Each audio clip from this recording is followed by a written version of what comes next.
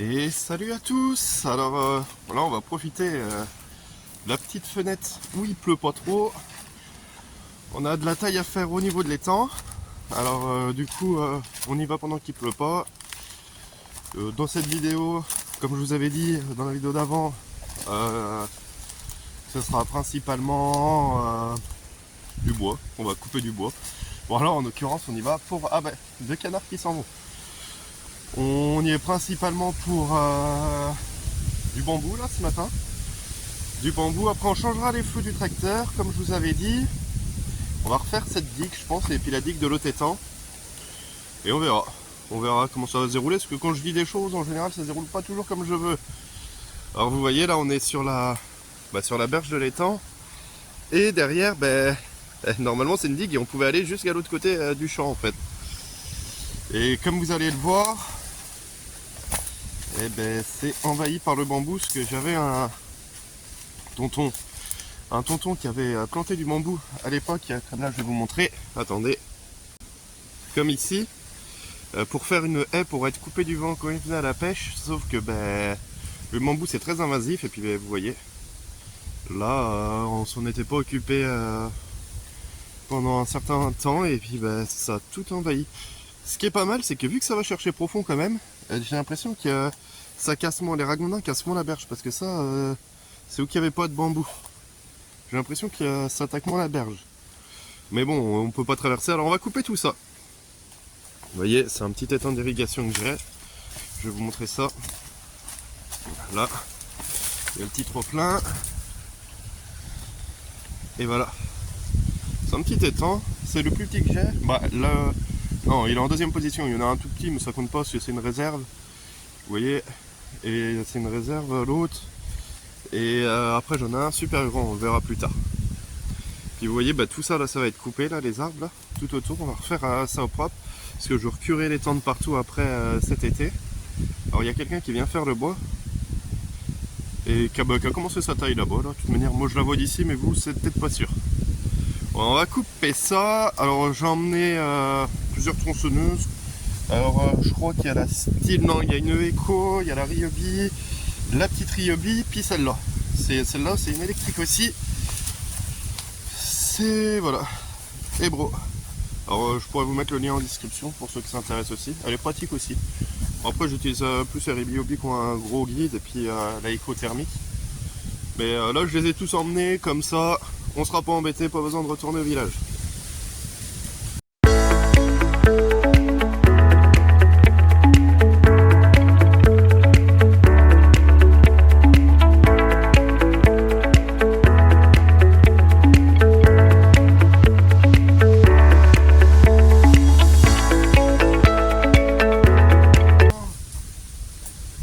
J'ai pris la seule qui était pas occupée.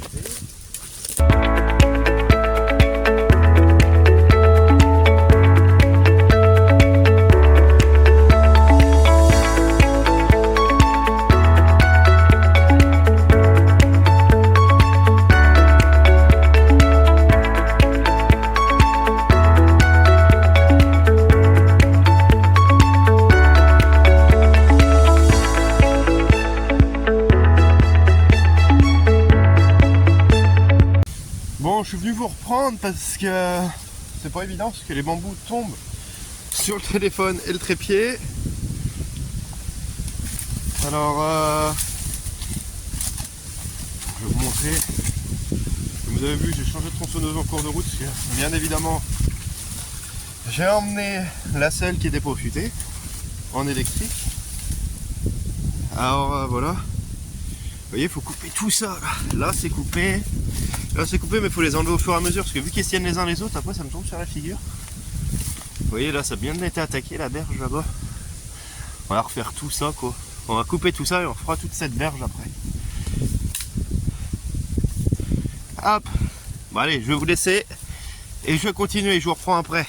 Au final, je suis retourné sur ce chef-d'œuvre de Ryobi pour continuer, parce que les grosses tronçonneuses c'est un broin dans le bambou.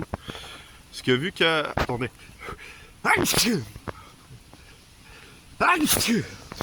Excusez-moi. vu que c'est un branlable avec les grosses ronçonneuses, de passer dans, je sais pas si vous voyez ça, hop, de passer tout là-dedans là, avec la petite, d'une main je tiens la branche comme ça, je l'envoie au que je veux qu'elle tombe, et puis bah, de l'autre je tronçonne du coup. C'est vraiment très pratique, mais j'ai oublié la GoPro pour me mettre sur la tête et puis vous montrer. Bah, c'est pas que j'oublie, elle est dans le tracteur mais elle a pas de batterie. Comme la tronçonneuse que j'ai voulu utiliser avant, je suis parti avec mon truc et mon couteau comme on dit. Du coup, ben, c'est vachement volumineux. Attendez, je vous mettais ça dans l'autre sens, c'est vachement volumineux. Alors là, il faut que j'arrête de couper. Et pourtant, j'ai coupé quoi, 4 bambous ici. Et ben là, ce que j'avais laissé là. Alors, je vais tirer ça, tout ça dans le champ pour en remettre d'autres parce que sinon, moi, je pourrais plus passer à la fin. Puis voilà. De toute manière, on a tout ça à faire. Parce que si je laisse ces bambous, je peux pas refaire la digue. C'est simple. Alors, faut tout couper pour refaire la digue après. Allez, hop, on va tirer tout ça là-bas et on se reprend après. J'ai plutôt bien avancé. Alors là-bas, il y a un gros tas de bambous. Alors vous voyez là, tout ça qui était là, ça a été coupé. Un peu d'autres là-bas. On y va petit à petit. Là, il faudrait que je refasse les bords parce qu'il faudrait que ça aille jusque là. Vous voyez, il y a une petite pente. Que ça aille jusqu'à la pente. Ça serait pas mal. Là-bas, là, il y en aura d'autres à couper, mais il faut passer un coup de débroussailleur avant là, parce qu'il y a pas mal de ronces. Alors ça dégage hein, comparé à tout à l'heure. Hein. Ça dégage bien, mais là c'est pareil, il faudrait que j'y passe un coup de débroussailleur parce que puis vous voyez là le gros tas de bambou, bah, tout ce qui a été coupé, alors il va complètement derrière. Je vais le ramener au chargeur parce qu'il y a des gros bambous et des petits, alors je voulais en faire des trucs, des barrières, des trucs comme ça, même des fois je m'en sers en tuteur à tomates. C'est des tuteurs pas chers vu tout ce que j'ai. Ou si vous connaissez des pandas et qu'ils ont faim, bah, il y a de la nourriture pour pandas alors. Ouais, c'est pareil tout ça, là faudra que je débroussaille après. Mais là c'est vraiment là les bambous, parce que c'est ce qui met le plus de temps, parce que le temps de les couper. Après il faut que je les tire tout de là-bas jusqu'à là-bas pour les reprendre au tracteur. Que là après une fois que tout est débroussaillé, tout est coupé, je peux tout enlever au tracteur directement, c'est sur le bord. Comme ça. Après moi, avec la remorque, ben, je reculerai, je viderai, puis ben, j'étalerai après avec le tracteur. Sur le tout, de toute manière on va commencer par pomper tout ça. Hein. Bah pomper tout ça, ce sera pour cet été, avec les patates et le maïs. D'habitude je mets ma pompe là-bas, comme vous voyez, je la mettais là-bas et ça pompe. Après il y a une marche qui fait ça, et après ça continue, le plus profond est dans le milieu là. Mais dans l'idéal c'est que, là c'est une pompe sur tracteur que je mets. Alors c'est pour ça que vous la voyez pas, elle est rentrée à l'abri. C'est pas une pompe électrique comme vous aviez vu dans mes shorts ou mes précédentes vidéos YouTube sur l'autre étang le plus gros où que j'ai une pompe électrique. Et dans l'idéal là c'est qu'en fait je voudrais y mettre un motopompe, mais le motopompe je voudrais le mettre sur la digue. Parce que comme vous savez le plus profond il est toujours face à la digue, là-bas il y a la queue de l'étang le moins profond et ici le plus profond. Et là l'idéal c'est qu'il n'y a pas de marche comme là-bas où je suis obligé de mettre une rallonge de tuyau au bout d'un moment. Alors je voudrais pomper là, puis là le trop plein normalement je peux le... Il y a un embout pour que l'étang monte plus, mais j'ai enlevé le premier embout pour pas qu'il monte plus cette année. Parce que normalement il monte beaucoup plus que ça. Du coup, voilà. Et qu'est-ce que je voulais dire d'autre? Alors, le bambou, c'est invasif, parce que vous voyez, ça, là, si je me trompe pas, c'est un rhizome de bambou. Alors, comme vous voyez, là, il y en a d'autres. Là. C'est en fait, c'est il y a le bambou a des racines, et après, il fait des gros rhizomes, c'est tout un relais. Et comme vous voyez, là, il y a des petits bourgeons. Tous ces petits bourgeons, ça va partir en bambou. Comme j'en ai vu un qui était en train de repousser... où est-ce que je l'ai vu? Ce que vous voyez, là. Tout ça, c'en est un. Normalement, ça, c'est à une cinquantaine de centimètres de profondeur, entre 20 et 50 cm de profondeur. Mais comme je vous disais, tout est empierré en dessous. Alors, c'est peut-être pour ça qu'il pousse en surface. Alors, comme vous voyez, puis après, ben, ça va chercher de l'eau et des minéraux. Alors, comme vous voyez, là, il sort et il est parti dans l'eau pour pomper. Et ça fait pousser des petites tiges de bambou. Alors j'en cherchais un tout à l'heure, j'en ai vu un beau qui était en train de pousser. Et je voulais vous le montrer, mais je le retrouve pas. Alors si je vous le retrouve, je vous le montrerai. Vous voyez là, c'est plein de rhizomes. Alors je pense que je vais mettre des coups de tronçonneuse dedans pour essayer de faire mourir un petit peu. Pour qu'ils meurent, qu'ils restent en fait ici là, à protéger du vent et qu'ils reviennent pas sur la digue surtout. Mais ou je vais peut-être couper la petite pousse de bambou qui était en train de pousser que j'ai vu. Parce que vous voyez, ça c'est encore un rhizome. Il y en a partout. Mince. Bon, si je voulais vous montrer ce que j'avais trouvé le bon exemple, mais ce que vous voyez là, c'est un petit bambou qui est en train de pousser. Et normalement, ben, vous voyez, le rhizome est là. Il y en a un autre qui part de là. Et puis vous voyez, il est là, et le bambou pousse ici. Du coup, voilà. Puis ben, vraiment pas mal de dégâts dragondins, ce que j'ai pu constater. Hein. Ça, c'est un problème. Hein. C'est un problème les ragondins, parce que ça casse les berges. Et le problème, c'est que vous voyez, mon trop-plein, moi, il coule par là. Et il coule d'ici. Or, on a de l'eau partout dans le fossé, alors il doit peut-être y avoir une petite fuite un peu plus haut. On verra. On verra, on verra. Puis après, bah, ça part dans un autre étang qui est pas à moi derrière. Puis bah après, comme je vous disais, il faudra couper tout ça, mais c'est quelqu'un à qui j'ai vendu le bois qui s'en occupe. Je l'ai vendu moins cher, mais l'avantage c'est qu'il coupe, il est là, il se débrouille de tout. Du coup voilà. Bon bah de retour dans le tracteur, là on va en enlever un peu du tas et on va aller l'emmener au village. Après je m'occuperai de le détailler, de le couper dans les morceaux que je veux, et puis enlever toutes les petites branches qu'il y a. Plus tard, on gardera ça pour les jours de pluie, mais là, le tas est vraiment trop gros. Je galère à les mettre dans le tas, alors on va en enlever un peu et on refera un autre tas. Puis il faisait beau, puis là, le temps se recouvre un peu, alors j'ai peur que ça tourne à la pluie. Alors, à défaut d'être trempé comme hier, eh ben, si on peut éviter la pluie, ça serait cool. Alors, du coup, je vais en emmener à la ferme et puis on se retrouve à la ferme. Mine de rien, ça fait une sacrée largeur quand même. Hein. On va faire gaffe quand même parce que ça bascule quand même un peu. Surtout qu'on a un peu détruit le champ là. On va y repasser un coup de herse plate quand il fera meilleur. Hein, parce que là, c'est une catastrophe. Et voilà la taille de bois que je vous disais que le gars il est en train de faire. On la voit là-bas. Voilà, voilà. Et pendant que la batterie elle est en train de recharger de cette petite machine parce qu'elle nous a bien servi ce matin et pour ceux qui voudraient voir toute la description que j'en avais fait dans la vidéo précédente, ben, je mettrai le lien là en i en haut là. Et comme ça vous pourrez aller voir, il y a le lien de la machine dans la description et tout, les batteries, machin et tout. Je remettrai dans cette vidéo si vous voulez. Et pendant que ça recharge, ben, bien évidemment il fait beau, on aurait pu continuer, mais on va aller continuer après. On va mettre ben, ce phare à LED que je mettrai en description aussi pour ceux que ça intéresse, c'est ceux que j'ai sur mon tracteur. Parce que ben, on en avait mis un, si vous vous souvenez bien. Je vous mettrai le lien de la vidéo aussi, tiens, par en haut, si je peux. Il y avait ceux d'en haut, les plus petits, parce que ceux-là sont plus gros. Et puis il nous restait ben, toujours celui-là qui n'avait pas été changé. Alors ben, on va le changer, on n'en a pas pour longtemps, le temps que la batterie charge un peu. On va faire ça. Allez, à tout de suite. Ça a été coupé, l'ancien feu a été enlevé. Là, je vais écarter la patte comme j'avais fait pour l'autre parce que c'est plus large. Et après, je remets le feu. Je fais mon câblage et je vous montre une fois que c'est fini. Bon, c'est monté. Alors, comme vous pouvez le voir, hop, il fonctionne. L'autre, non, je suis bête, c'est celui-là en plus. C'est celui-là, il fonctionne. Bon, on est en plein dedans, mais vous voyez, il est allumé, il est là. Maintenant, il n'y a plus qu'à les régler. Du coup, ben, on fera ça ce soir, parce que de toute manière, pour les régler en pleine journée, c'est compliqué. Comme vous voyez, il y a les deux autres en haut qui donnent aussi. On réglera ça ce soir, du coup, quand à la tombée de la nuit, quoi. On est en hiver, alors.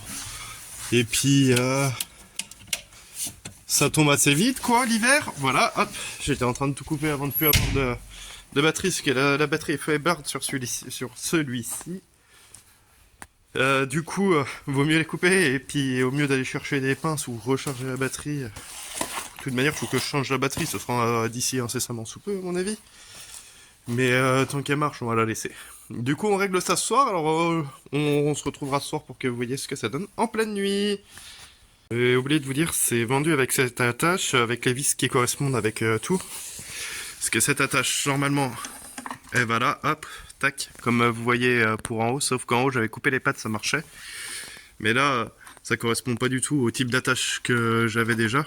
Du coup, alors moi, ce que j'ai fait, j'ai écarté mes pattes et puis tac. C'est ce que j'ai fait là exactement à l'instant pour l'autre. Et ça marche aussi, mais c'est vendu avec ce type d'attache et toutes les boulons, la vis qui va là, puis tout c'est prévu en fait pour mettre n'importe où. Mais moi ça j'en ai pas eu besoin. J'avais oublié de vous le dire si des fois vous êtes intéressé par ce produit. Et nous revoilà sur l'étang. Alors ce que j'ai fait, c'est que j'ai fait tomber cet arbre, j'ai coupé, je le tirais avec le godet après, avant de reprendre du bambou en partant. J'ai arraché les ronces comme j'ai pu parce que vu qu'il y a des trous dragondins, j'ose pas m'approcher trop du bord. Alors le reste, bah, on le fera à la débroussailleuse. Ce que vous voyez là, le godet, il était là. Il y a des trous. Ah, tiens, bah là il y a un fil de fer que j'avais même pas vu. Il y a des trous, je vais tout péter. Alors on finira à la débroussailleuse. Là c'était juste pour atteindre l'arbre et puis le couper. Et puis ben, on a quand même tout ça de ronces qu'on a enlevé. On fera ça dans un feu de joie. Il faudra que je pense enlever. Je vais le faire maintenant. Je vais le mettre une petite bête, on aurait dit, qui était derrière. Hop là. On va l'enlever comme ça. Et puis ça c'est pris, c'est qu'il doit y avoir un poteau là-dedans. Alors en débroussaillant, je le verrai bien. On va mettre ça, hop, à côté du tracteur, comme ça quand je monterai dedans, je verrai. Puis ben, on va continuer notre taille de bambou. Dans la stabule, on est en pleine nuit là. Alors on me voit limite comme si ça était en pleine nuit, mais là on me voit plutôt bien. Les phares du tracteur sont allumés, comme vous voyez. Je vais vous montrer ce que ça donne à peu près. C'est mes phares de voiture là-bas qui éclairent pas grand chose, mais là on est plutôt pas mal dans la stabule. Parce que si vous regardez, là on est allumé. Là, hop, là on est éteint, vous voyez complètement noir. Là on allume. C'est comme si on était en plein jour, hein, pratiquement. Faut imaginer, là vous voyez, je suis au niveau des pneus. Le tas de bois, un objet là derrière, un combiné de semis, on voit nickel. C'est impeccable ça. Puis ils m'ont l'air pas trop mal réglé. Alors celui-là éclaire vers là-bas, celui-là vers là. Logiquement, normalement, je devrais les tourner plus celui-là, plus vers là, comme ça. Alors attendez, je vais vous laisser, puis je règle ça. Normalement, ce réglage, il devrait être pas trop mal. Les deux là, à éclairer bien sur le côté. Et ces deux du haut à éclairer en bas, normalement. C'est comme ça que ça devrait se passer. Alors, je verrai mieux les réglages. Quand je serai en train de travailler avec. Parce que là, comme ça, vous avez pas les lumières dedans. Comme je disais, normalement, les deux sur les ailes doivent éclairer plus les côtés. Et les deux en haut doivent éclairer plus le centre. C'est comme ça, moi, que je travaille en général. Alors, à voir. Vous voyez, il fait froid. Quand je souffle, ça fait de la fumée. Il fait tellement froid que, ouais, on doit être aux alentours des 1, -1 vers là, ce soir. Du coup, je vais pas trop traîner dehors. Et puis, ben, on verra ça. Parce qu'après, je pense que je mettrais peut-être des gros comme ça. Non, c'est que les gros comme ça, ils passaient pas en haut. C'est pour ça que j'en avais pris des petits. Mais là, ça éclaire déjà pas mal. Hein. On y voit comme en plein jour. Il n'y a pas besoin de plus. Peut-être devant, où que je mettrais des gros. Mais ça, j'en avais déjà parlé que c'est pas devant à la place des petits, mais sur les côtés. Au niveau des feux de gabarit, je voulais en rajouter deux autres parce que sur les gros tracteurs il y en a, sur celui-là, moi qui est polyvalent, je fais pratiquement tout avec. Il y en a pas, alors des fois ça peut être intéressant aussi. Mais on verra ça plus tard parce que je sais pas comment faire passer les fils pour le moment. Allez, hop. Ben me revoilà. Au montage, je me suis aperçu que la vidéo durait déjà un certain temps. Alors la semaine prochaine, je vous ferai une partie 2 sur la continuité du